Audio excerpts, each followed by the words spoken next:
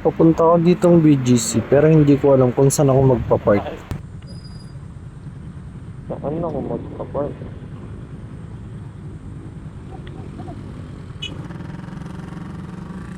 Kaya naisipan ko na lang magtanong dito sa guard.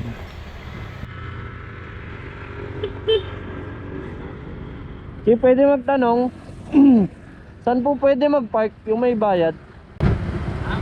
Opo. Sa dulo po? Tawirin mo yung dilaw na yan, tapos may eskinita dyan, kaliwa. Kaliwa? Okay po. Medyo mura dyan.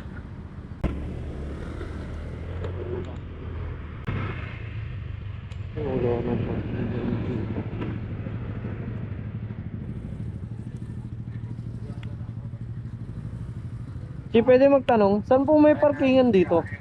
Parkingan. Pasok po, kaliwa? Okay po. Salamat po.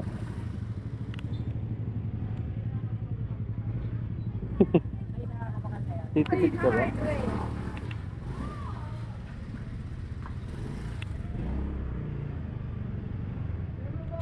Opo.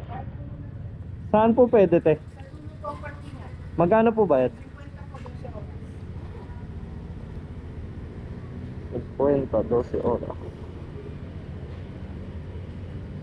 Safe naman yung helmet dun, te. Ay, pwede iwan yung helmet? May pangalan di ba sir? Wala. Yun po kasi po sa karate, pag nag-iwan ng helmet yung nag-park, dapat may pangalan.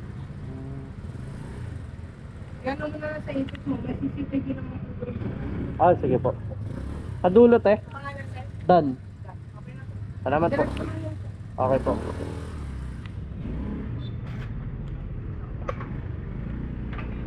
Ang lupit ng naparking ako, tigpo. May CCTV pa. Ano dito? Yun! Ay, puro taragis. Ang ganda. Saan tayo? Tayo, mabilis makakalabas mamaya. Ang dami kulit dito. Ah, CCTV. Ito.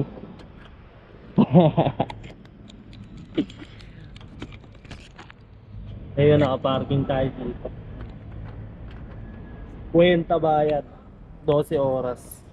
Kaso ang laki ng lalakarin. Sobrang laki.